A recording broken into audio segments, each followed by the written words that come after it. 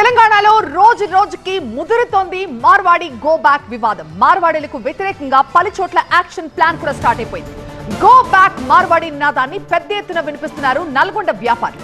ఇవాడ ఉమ్మడి నల్గొండ జిల్లా వ్యాప్తంగా వ్యాపారులు బంద్ పాటిస్తున్నారు. జిల్లా వ్యాప్తంగా బంద్ కొనసాగుతోంది. ప్రధాన పట్టణాల్లో దుకాణాలు ఏవీ కూడా తెరుచుకోలేదు. నిర్మానుష్యంగా కనిపిస్తోంది నల్గొండ కేంద్రం.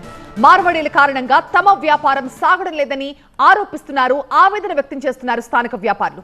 మార్వాడీలు వచ్చి తమ పొట్ట కొడుతున్నారంటూ ఆగ్రహాన్ని వ్యక్తం చేస్తున్నారు.